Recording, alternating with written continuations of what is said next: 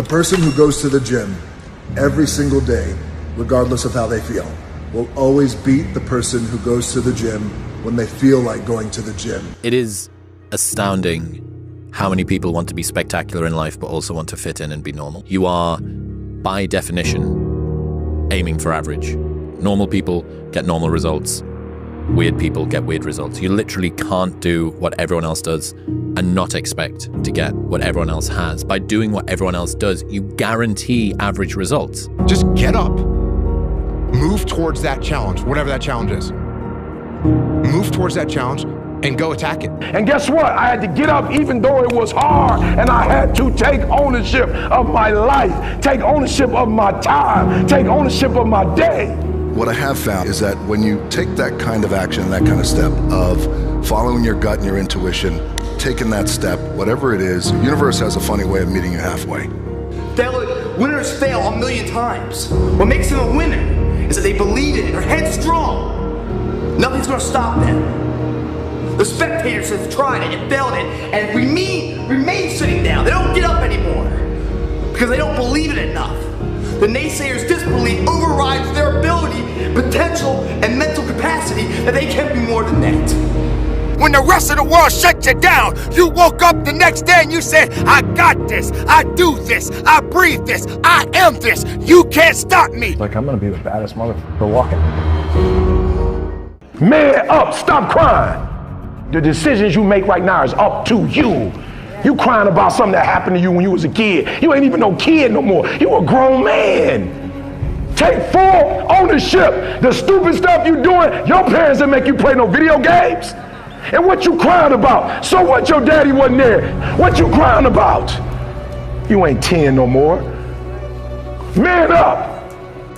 So I had to learn to man up very quickly. And I think that was an edge because I had to learn how to make money. I had to learn how to make friends. I had to learn how to fight. I had to learn how to defend myself. I had to learn how to defend my family. When our back's against the wall, you have the instinct to want to protect your family. You see, all the instincts are in here. It's pulling those instincts out. And sometimes to pull out the right instincts requires some travesty or crisis or challenges to go through. So human up, and get on it, because the weak will struggle. Success is reserved for those that are the strongest. And so every time I would need to pull the trigger on something and there was resistance and reluctance, those 5 words, it's time to man up. And then I would do it. And you need to have the courage to follow through. Quit half-assing yourself. Every time I've risen the standards, people have made me feel guilty that maybe I'm raising it too high. Maybe I'm too tough on my guys. Maybe I'm too edgy. And I expect everybody to step up and man up and woman up. Maybe I'm a little too demanding. Maybe I shouldn't raise my standards to this level. Don't let them confuse you. You keep raising the standard. And guess what? I had to get up even though it was hard, and I had to take ownership of my life, take ownership of my time, take ownership of my day. Sometimes, man, we really gotta teach ourselves how to be a man. Along that journey, we'll bump our head and then learn the lesson. You know, dig deep and do what you have to do. It's time to man up and become a man. Kill the boy. And let the man be born. The difference is, how do you look at it? How do you approach it? How do you deal with it? How do you admit it and see it for what it is? And then what do you do about it? What do you do about it? You cry about it? You mope about it? You drink about it? You sleep around about it? You get mad and get in fights about it? You just hang around? Just turn the world out? Just zombie about it? You fry yourself with marijuana about it? Say, Dwayne, I'm sad. Dude, that's a part of life. You think you're the only man on this planet that's sad? Say, Dwayne, I'm going through depression. Well, welcome to the world. Welcome to the rest of us. If you look at the stats around suicidality in the UK, the thing that's most likely to kill someone between the age of like 18 and 40 is themselves, for a man. Do we really not know what it is to be a good man. And I would go so far as to say to be a good human being, right? Because take responsibility for what you're doing. Take ownership of your world. Take ownership of your life. Go try and accomplish something that's hard. You may win, you may lose, you may succeed, you may fail. I'll tell you what, you'll be better. If you avoid those things that are hard, if you don't accept that challenge, if you don't step up and step into that cold water, and you sit on your couch and eat Doritos, I can tell you this is not a good move. This is not a good move. Don't do that. Don't do that. Just get up, move towards that challenge, whatever that challenge is. Move towards that challenge and go attack it. It's wake up! Stop sleeping on yourself. Step into your authenticity. Step into your intelligence and your brilliance. Release your gift. God has given you something great. Release it into the earth. Whatever that goal is, whatever that insurmountable feat has been, whether it's weight loss, financial, mindset, relational, I don't care what it is, career, to be a CEO or an investor, whatever it is, get it done. This is not the year you're sleeping yourself. There's nothing gonna stop me.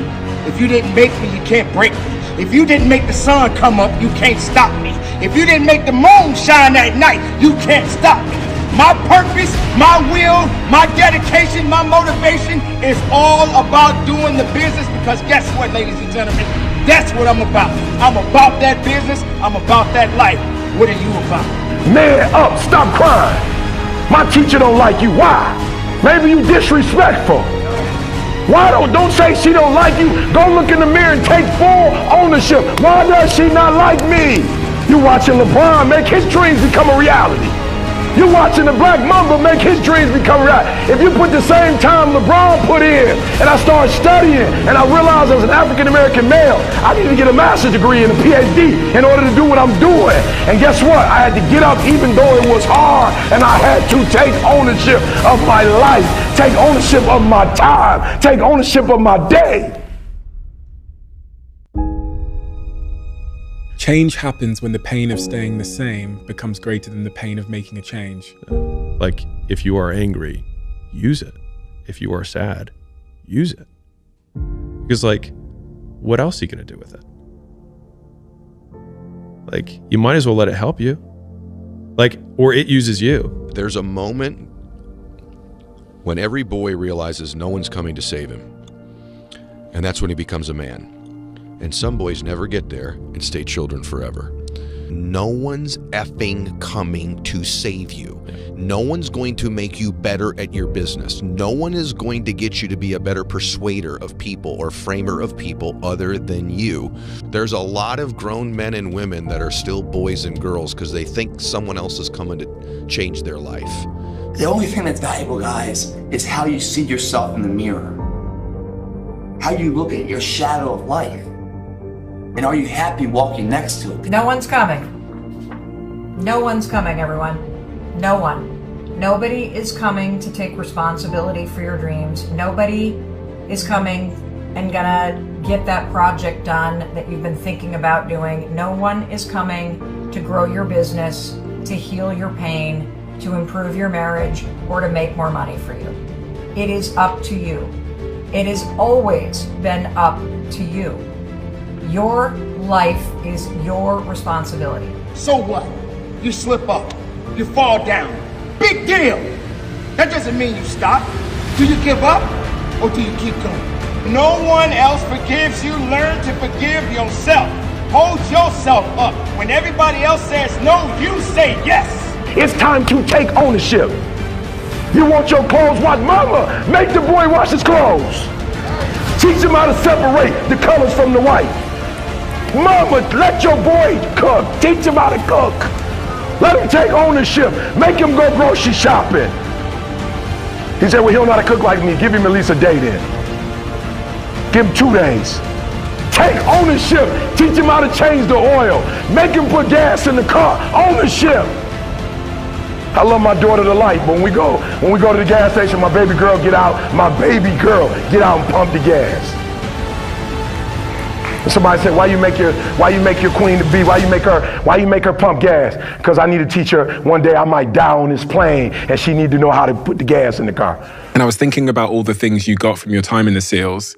And it's almost a bit of like a microcosm of what I think a lot of men are looking for. You know, that sense of purpose, that brotherhood. And they find it these days in like video games and stuff, right?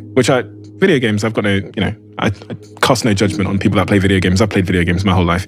But it seems like there's a reason we're getting like increasingly addicted to these video games, because they're giving us something that we're searching for in real life and not getting. You use the words brotherhood, purpose. These are things that the SEALs clearly have in huge amounts. Is there anything else that you'd add to that list of what it takes to feel fulfilled? Yeah, jiu-jitsu. It almost has become a joke amongst me, my friends, people that listen to me, is you got some kind of a problem in the world, you got some kind of problem in your life, go train jiu-jitsu. There's a reason why I say that. Because the things that you just mentioned, discipline. Guess what you need to go train jiu-jitsu when you're tired and you don't feel like it? Discipline. Guess how you feel when you're done? You feel awesome. You get a bunch of dopamine. Guess who you're there with? A bunch of dudes that you can relate to. And guess what you're gonna do together? You're gonna struggle. You're gonna go through some hardship together. You're gonna sweat, you're gonna choke, you're gonna get your arm broken. Like, these things are gonna happen. Not gonna get your arm broken, but you may. Or you're gonna be with a little brotherhood. And by the way, women train jiu-jitsu too. My daughters all train jiu-jitsu. It's all good. It's all good. So, yeah, jiu-jitsu is one way. Now look, could you go to the rock climbing gym? Yes, you could. Could you go to the CrossFit gym? Yes, you could. Could you go to the soccer field, football field, whatever? Yeah, you can do that stuff. So yeah, go do that stuff. Go do that stuff. That's shared suffering together with a group on a regular basis, whether you want to or not. Those are all little components of being in the military, being in the SEAL teams. That's what it is. That's what you're doing. What does a SEAL platoon do? They train to get ready for go to war. How do they do that?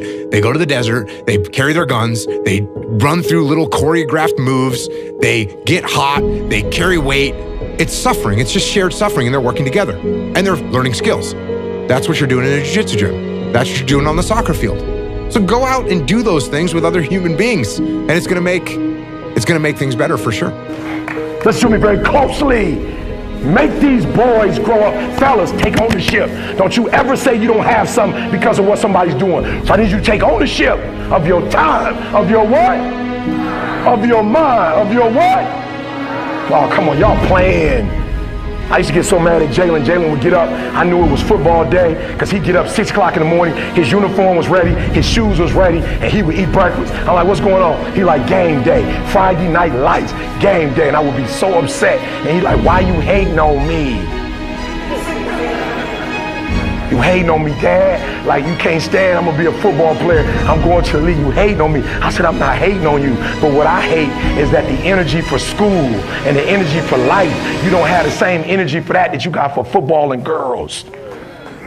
All I'm asking for is the same energy you put in sports. I'm asking for the same thing in terms of your mind. A good man is a man who can protect and who can provide and who can serve, who can comfort, who can reprimand, who can discipline, whatever's necessary to make the world a little better because he passed through. The loud voices of this world are the 99% who don't understand exactly what you have to do. That's why when I speak and you don't understand me, it's probably a good thing, because that probably means I'm in an area of life that you're not in. It is astounding how many people want to be spectacular in life but also want to fit in and be normal. You are, by definition, aiming for average. Normal people get normal results. Weird people get weird results. You literally can't do what everyone else does and not expect to get what everyone else has. By doing what everyone else does, you guarantee average results. Be the guy who embraces the ugly, the miserable. Be the guy who embraces hard work, the grind. Don't be afraid of being hurt. Don't be afraid of sacrificing some blood. You ask all my teammates, one thing about Michael Jordan was he never asked me to do something that he didn't do. And they're gonna say, well, he wasn't really a nice guy. He may have been a tyrant. Oh, well, that's you, because you never wanted anything. If you're cool with walking in the shadows of yourself and You know, the only person you got is the man right there in the shadow, man. How you doing? Pretty good. How you doing? All right, man. Cool, cool. It's kind of weird having a conversation with you, but ain't no one else around because everyone else has faded way back then, way back there.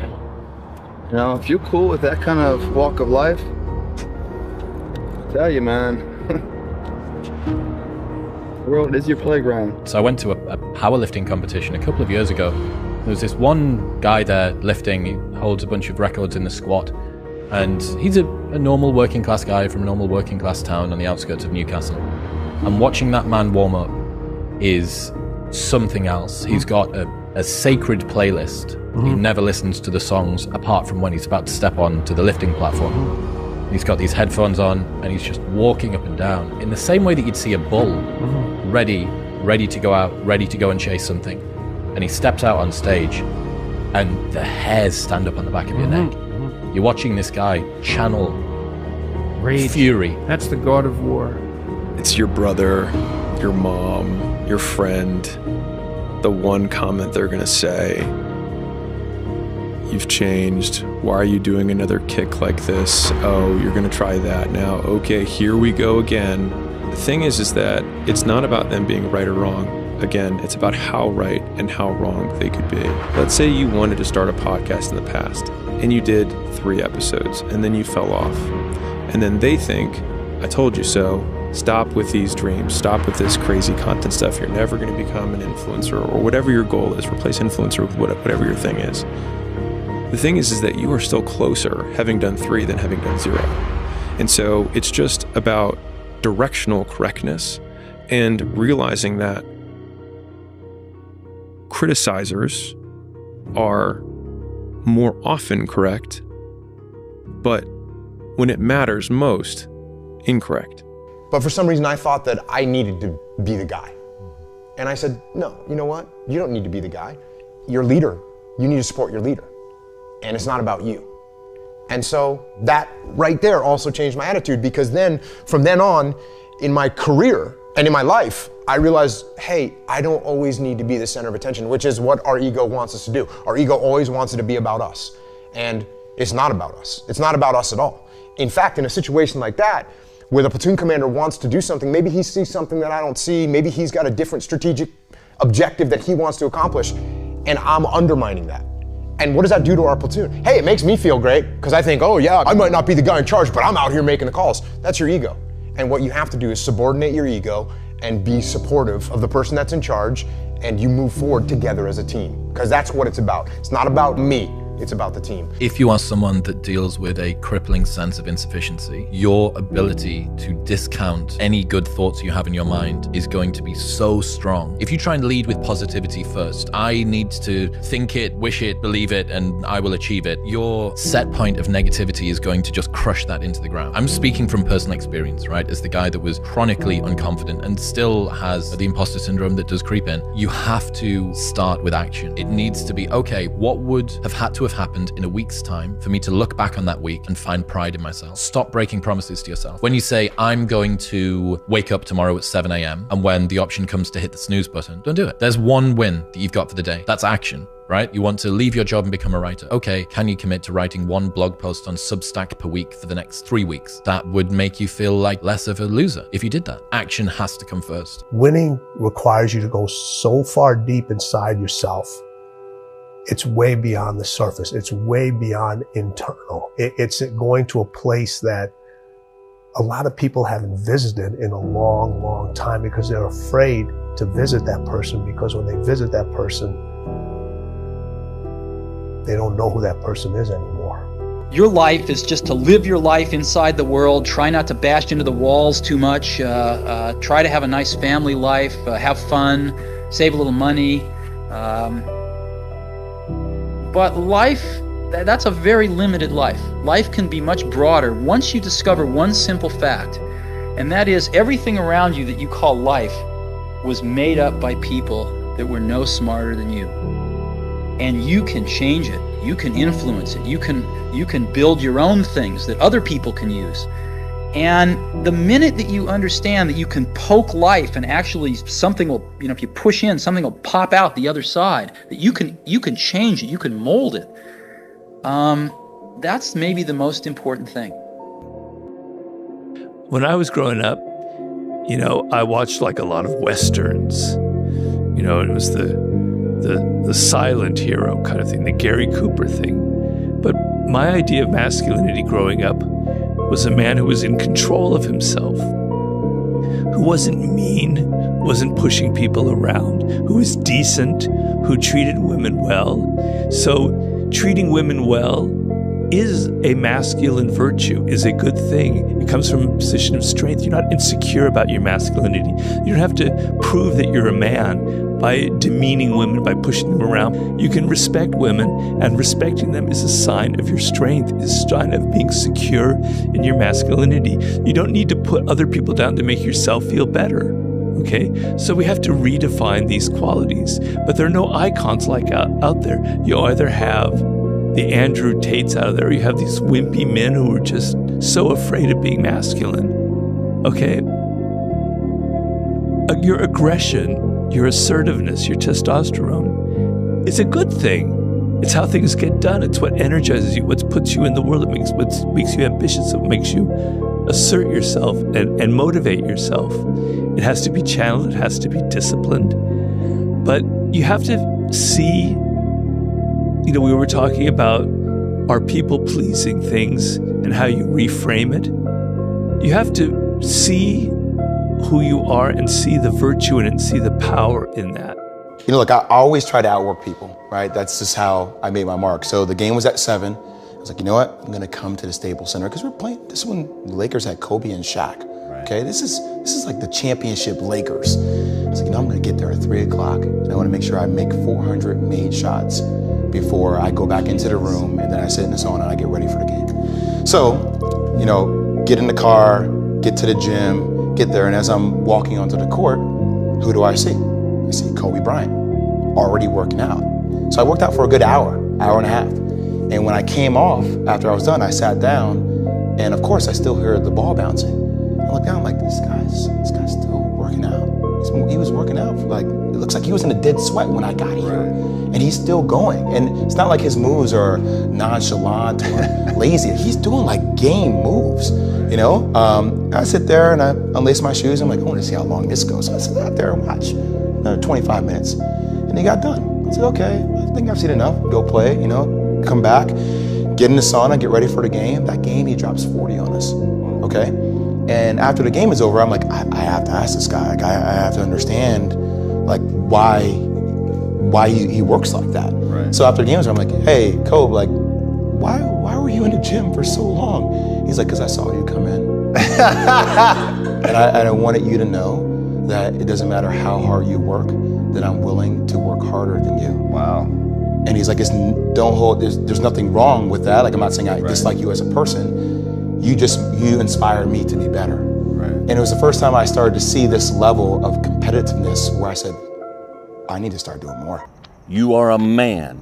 Stand up and be a man. Make the hard decisions, make the sacrifices, make the unpopular decisions, and become comfortable in your own skin. And if you are not a person that you are comfortable being alone with, that is the one person in this universe that you have full power, full right, and full responsibility to change. Like, when do you become a man? You become a man when you become responsible for other people. And part of that is taking accountability. Yep. I grew up in a culture that told me going to war made you a man. Going to prison and coming back makes you a man. Making $1 million makes you a man, you know, and it doesn't. Who teaches you to be a man? We all have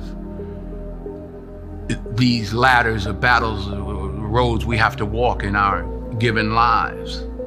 Be you famous or whoever's out there listening, we all have our individual challenges. It's cliche, money don't make it better. It don't. Fame just magnifies the problems and the opportunities. I never looked at things as problems. I look at them as opportunities. Maybe that's something I can say. You know, someone, well, she did this, and well, what an opportunity you have. Yeah, well, the world, you know, because they said this and CNN said that. Yeah, well, what an opportunity you have. to make a difference, because you never know who's watching. Winners fail a million times. What makes them a winner is that they believe in it, they're headstrong. Nothing's gonna stop them. The spectators have tried it and failed it and remain sitting down. They don't get up anymore because they don't believe in it enough. The naysayers' disbelief overrides their ability, potential, and mental capacity that they can be more than that. Why is that? Why do people assume that tomorrow is waiting for them? Why do people think that that son owes them something? Why do people think that the idea of having more time is the best time to have? You don't have a lot of time, ladies and gentlemen. All you got is what you have. And what you have is what you need. And what you need is to get up and be about your business. Because life is just that. It's business. So what are you going to do? Are you going to lay around and wait for your opportunities to pass you by? Arm yourself with words. Be precise in your language. Right? Say what you mean. Read. Read great men and great women. Make yourself literate. Get your tongue in order. Get it under your own control. Get rid of the ums and the likes and the you knows and the pauses. And get rid of everything you say that you only say to impress other people. And just see if you can say what you believe to be true. There's sometimes you could be in a meeting and you could be the smartest guy in the room and you don't want to let anybody know that. Let everybody talk, let everybody think they're smarter than you, but you really know what's going on. There's other times when you're in the room, you could be the least smartest guy in the room, but you got to make them think that you're smarter than them. And if you can master that technique, then you can get just about anything you want in any negotiation. I have found out to be true. Let people talk first. Try to get as much out of them as you possibly can. And then you can kind of figure it out. Like with Gotti, a couple of times I had to sit down with him. I knew that he could never believe that I was winning. So in the midst of the argument, I had to figure out what he really wanted and how I can get what I want, letting him think that he got what he wanted. It's all about how you carry yourself. In the warrior arsenal, we have different tools. We have physical tools like talent, mobility, strength, coordination, techniques, leverage, angles, timing. But if you're talking about mind, we have different tools: visualization, emotional control. In the spiritual side, we have hope, we have faith, we have patience. Those elements, they give you chance of letting the situation cook in a slow burn and see how it goes. Because if you're impatient, if you don't have the hope, if you're not believing in yourself, but if you faith, you're gonna find the light, you're gonna find the hole, you have the hope, you think it's gonna do well. So you become smoother even in the bumpy rides. So I start to feel like my growth was depending on this growth, not only physical, not only mental, but also spiritual. I think one of the things that people struggle with is actually being very real with themselves. The difference between the difference between understanding who you are versus who you wish you were. And I think that's something that I'm always very fascinated by when I have a meeting like this. Like, what kind of read do you have on yourself? And how, I think I would struggle a lot if I didn't really genuinely know who I was. And then once you know who you are, you get more comfortable with what you're up to. Are you gonna let success sit around and wait for you? You believe that success is your best friend. Success doesn't care about you if you don't care about success. You know why? Because success has already made up its mind. It is going in the direction that it needs to go. It is hunting for the one that wants it the most. But you're not doing the hunting. You're sitting around waiting. You become something else less of yourself because you don't believe that you have the potential and the capability to be the best of yourself. So why? You just sit back and you wait for somebody to pat you on the shoulder and say it's okay, at least you gave it your best. Your best ain't good enough. Your best don't work. You need to go beyond your best. You need to go beyond the level. You need to let the world know that you exist. You need to let the world know that you made different. You're built different. You're stronger. You're more passionate. You believe in yourself. When the rest of the world shut you down, you woke up the next day and you said, I got this, I do this, I breathe this, I am this. You can't stop me. Just in your life, be an agent for good. It's kind of like people say, I support the troops. I support the troops. What do you do for the troops? Do you send them care packages? No. Do you walk up to them when you see them in a restaurant, in the airport in uniform, and do you stick your hand out and say, thank you for your service? No, I don't do anything, but I support the troops. No, that just means you're not against the troops. And going through life, become a good man or woman. Second, be a dangerous man. Now, being dangerous is not being a threat. They're two different things. Often the most dangerous man in the room is the quietest man in the room. You can't be a good man, a fully good man, if you're not a dangerous man. All right? To be good is to do good to people, and sometimes doing good to people is protecting those people. It's protecting those people, protecting those around us, all right? Third, be educated. Listen, you want to know how to be a man among men?